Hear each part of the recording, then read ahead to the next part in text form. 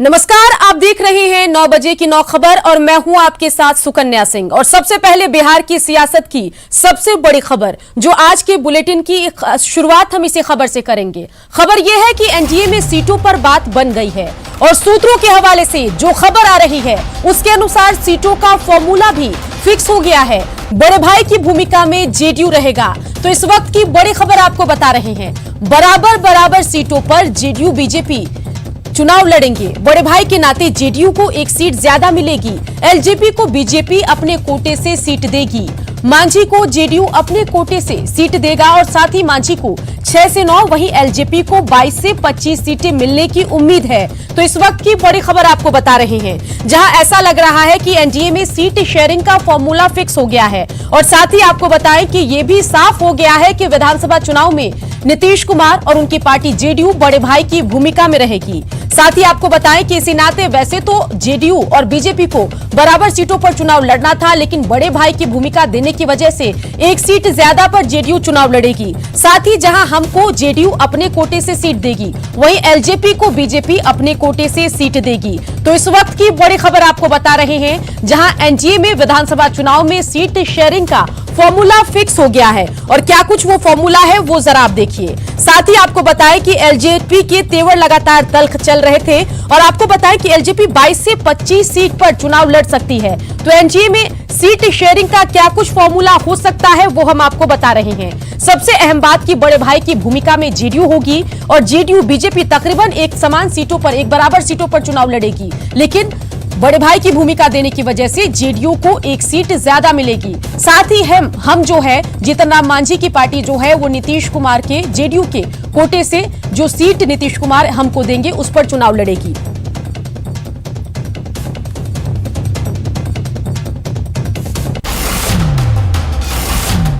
बिहार चुनाव की तारीखों का ऐलान अभी नहीं हुआ, लेकिन इससे पहले एनडीए में सभी पेच सुलझ गए हैं। शनिवार का दिन बिहार चुनाव में एनडीए के लिए खासा महत्वपूर्ण रहा। 2 तस्वीरें हम आपको दिखा रहे हैं। पहली तस्वीर पटना की, जहां बीजेपी के राष्ट्रीय अध्यक्ष और जेडीयू अध्यक्ष के बीच करीब 40 मिनट तक मीटिंग हुई। इस बैठक में चुनावी रणनीति तैयार की गई। तो वहीं दूसरी तस्वीर भी आप देखिए, जहां एलजेपी अध्यक्ष चिराग पासवान की यह तस्वीर है, जो लगातार बिहार सरकार पर सवाल खड़े कर रहे थे, लेकिन अब उनके तेवर भी नरम पड़ गए हैं। दिल्ली में न्यूज 18 से एक्सक्लूसिव बातचीत में चिराग पासवान ने साफ साफ कहा कि उन्हें पीएम मोदी, बीजेपी अध्यक्ष पर अटूट भरोसा है और उनकी पार्टी एनडीए गठबंधन का अटूट हिस्सा है। नीतीश के नेतृत्व में चुनाव लड़ने की बात भी चिराग पासवान ने कही।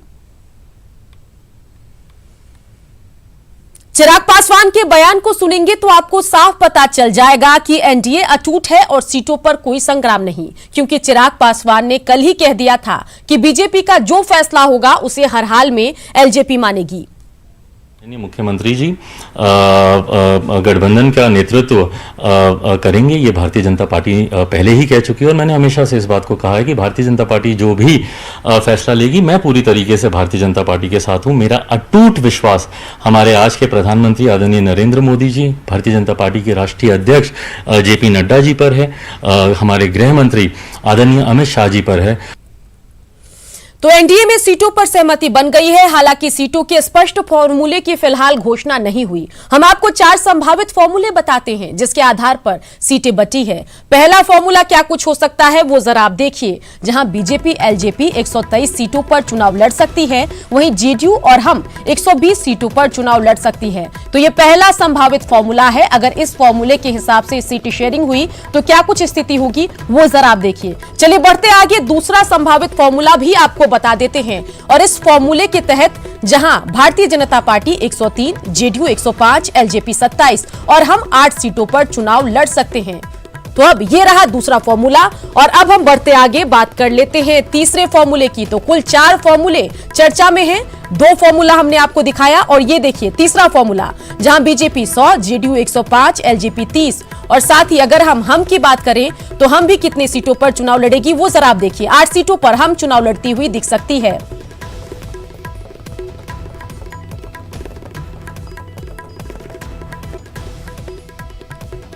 और अब आपको हम तीसरे फॉर्मूले के बाद दिखाएंगे चौथा फॉर्मूला और चौथे फॉर्मूले के तहत ये जरा आप देखिए अपने टेलीविजन स्क्रीन पर कि बीजेपी जहां 100 सीटों पर, वहीं जेडीयू भी 100 सीटों पर चुनाव लड़ेगी, साथ ही एलजेपी 33। वहीं अगर हम की बात करें तो ये जरा देखिए कि हम कितने सीटों पर यहां चुनाव लड़ती हुई दिख सकती है। अगर चौथा फॉर्मूला एनडीए फॉलो करता है तो हमको 10 सीटें मिल सकती है। तो एनडीए में बात बन गई है, लेकिन बड़ा सवाल कि आखिर एनडीए में बात कैसे बनी, चलिए आपको वो भी बताते हैं। नड्डा और चिराग पासवान की दिल्ली में मुलाकात हुई थी।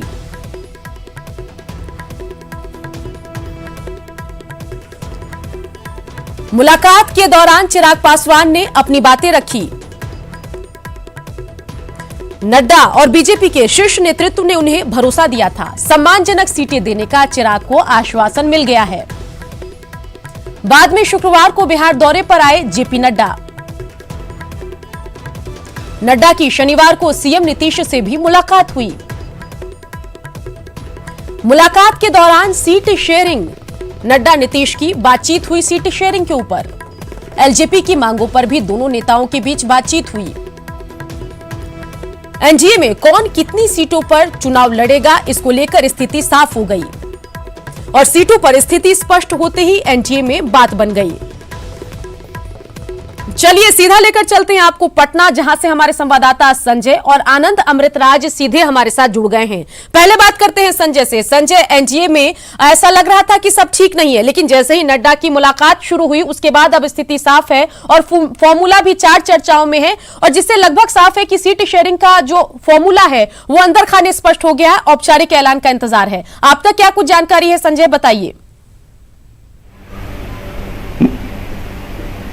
निश्चित तौर पर सदन, देखिए कल कोर कमेटी की बैठक थी उप मुख्यमंत्री सुशील मोदी जी के आवास पर। उसके बाद जेपी नड्डा जब बाहर निकले तो जो मीडिया पर्सन थे, लगातार बातचीत हो रही थी, तो उन्होंने बताया कि जो आज जो मुख्यमंत्री जी से मुलाकात हुई है उनकी, वो कई मायनों में महत्वपूर्ण है। न केवल सीट शेयरिंग को लेकर, बल्कि जो एनडीए के अंदर चल रही है लोजपा का जो एटीट्यूड था उसमें भी चेंजिंग आई है। तो कई पॉजिटिव जो इम्पैक्ट पड़े हैं इस मुलाकात के बाद, वो कहीं ना कहीं एनडीए के लिए बेहतर साबित होगा। हमारे साथ इस मुद्दे पर बात करने के लिए संजीव चौरसिया जी हैं, जो विधायक भी हैं, बीजेपी के प्रखर नेता माने जाते हैं।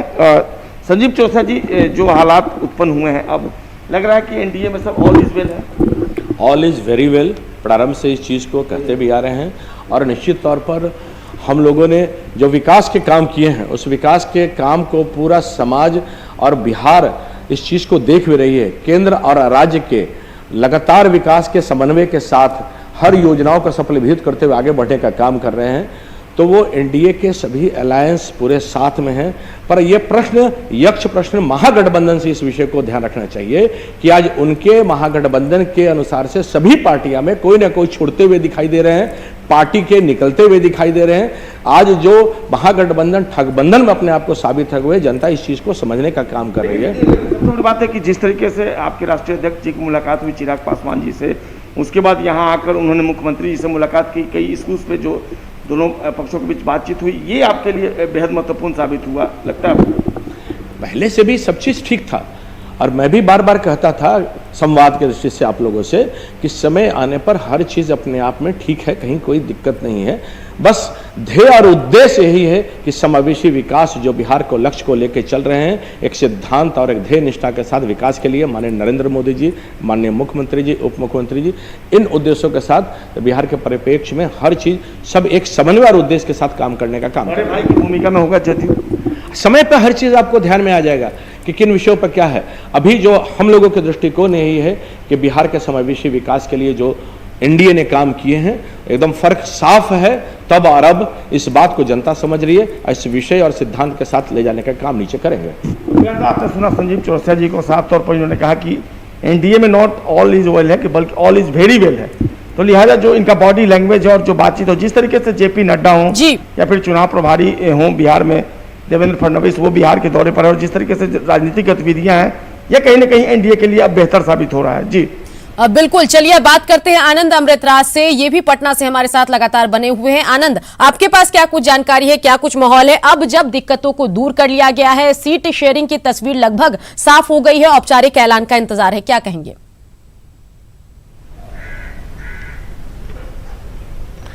देखिए सुकन्या, अभी तस्वीर पे फाइनली मोहर लगना बाकी है, क्योंकि अभी भी औपचारिक रूप से ऐलान नहीं हुआ कि कौन सी पार्टी कितने सीटों पे चुनाव लड़ेगी। लेकिन अगर आप ट्रैक रिकॉर्ड देखें, 2005 से जब से बीजेपी और जेडीयू एक साथ मिलकर चुनाव लड़ रही है, आज तक सीटों को लेकर कभी कोई विवाद नहीं रहा।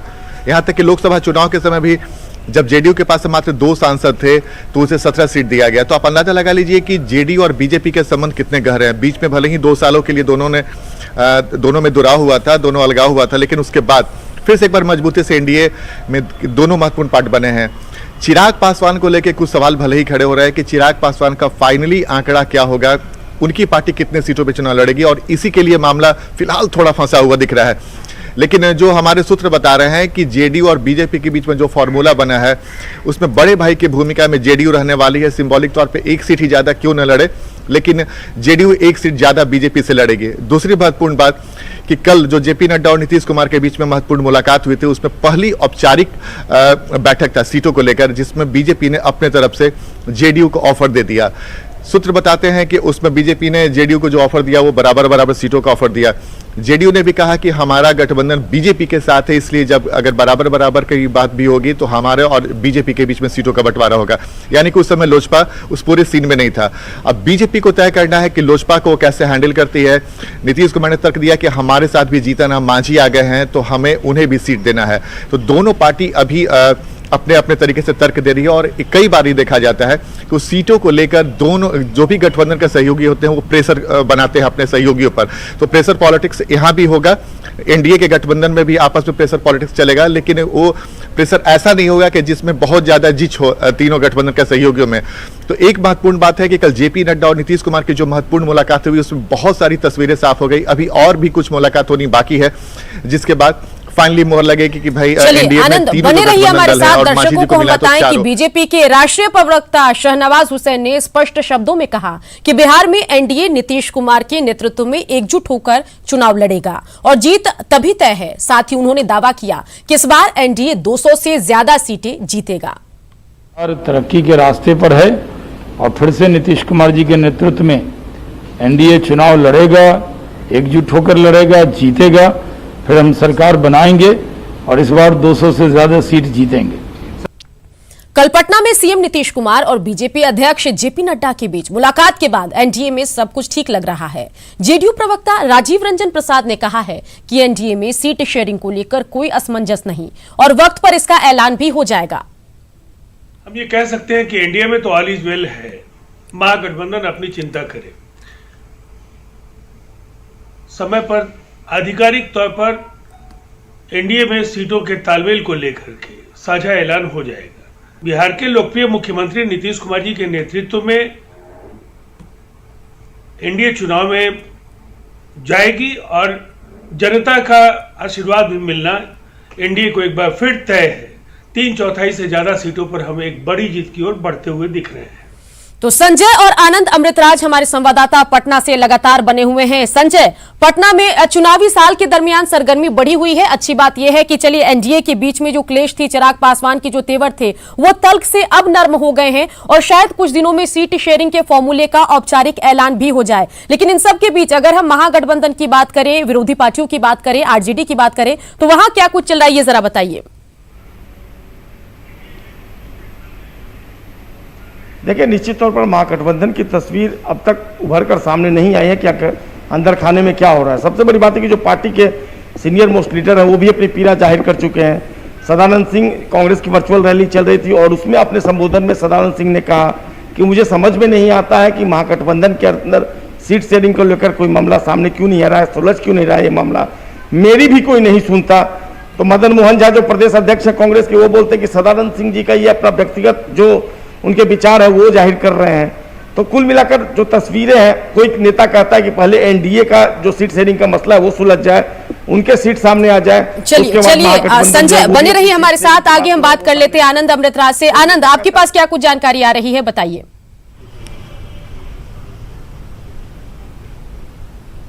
देखिए, महागठबंधन के लिए सबसे विकट परिस्थिति ये है कि महागठबंधन में अब तक तय नहीं हो पाया है कि महागठबंधन में कौन कौन सहयोगी रहेंगे और नहीं रहेंगे।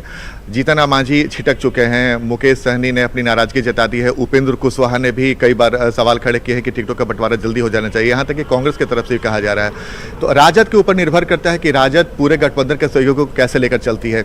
लेकिन इतना महत्वपूर्ण है सुकन्या कि राजद के ऊपर बड़ी जिम्मेवारी है, क्योंकि उन्हें टकराना है इस बार एनडीए के मजबूत गठबंधन से, जिसमें 4 सहयोगी, जीतन राम मांझी भी उनके साथ जुड़ गए हैं।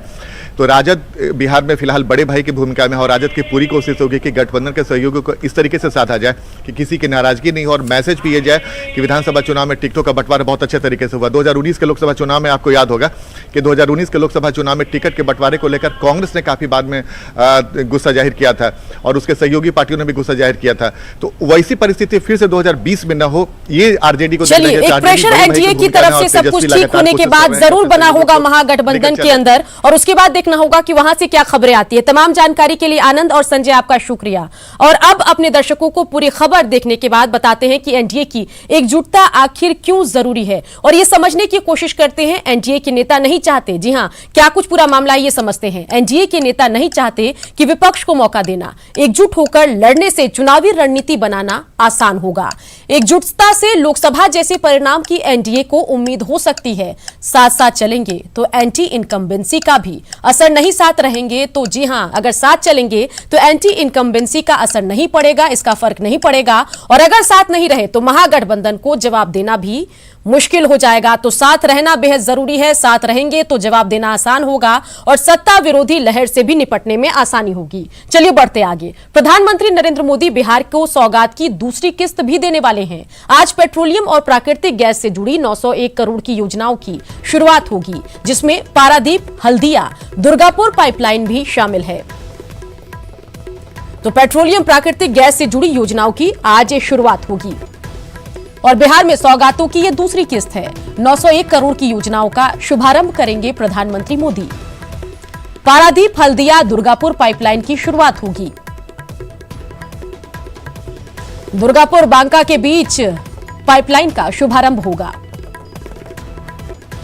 बांका में एलपीजी बॉटलिंग प्लांट का भी उद्घाटन होगा। सुगौली में न्यू एलपीजी प्लांट का शुभारंभ होगा। पीएम और नीतीश कुमार वर्चुअल सभा को संबोधित करेंगे। पेट्रोलियम मंत्री धर्मेंद्र प्रधान भी कार्यक्रम में मौजूद रहेंगे। तो इस बीच क्या कुछ ट्वीट किया है प्रधानमंत्री ने, वो जरा देखिए। दोपहर 12 बजे पेट्रोलियम सेक्टर से जुड़े 3 प्रमुख प्रोजेक्ट राष्ट्र को समर्पित करूंगा। इनमें पारादीप, हल्दिया, दुर्गापुर पाइपलाइन का भी उन्होंने जिक्र किया अपने ट्वीट के माध्यम से। साथ ही दुर्गापुर बांका खंड और 2 एलपीजी बॉटलिंग प्लांट शामिल है। साथ ही उन्होंने हैशटैग किया उज्जवल बिहार।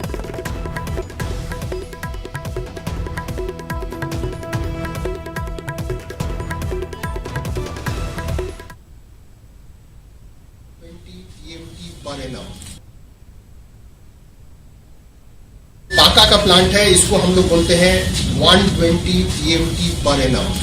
तो आपको समझने के लिए सिंपल शब्दों में, इस प्लांट से 40,000 सिलेंडर रोज भरे जाएंगे। तो जब 40,000 सिलेंडर भरे जाएंगे तो 40,000 लोगों के घर में रोज हम रिफिल पहुंचा पाएंगे। इसको दूसरे तरीके से देखें तो इससे हम लोग करीब 20 लाख कस्टमर को जोड़, जो 20 लाख कस्टमर है इससे लाभान्वित होंगे। और इसी के साथ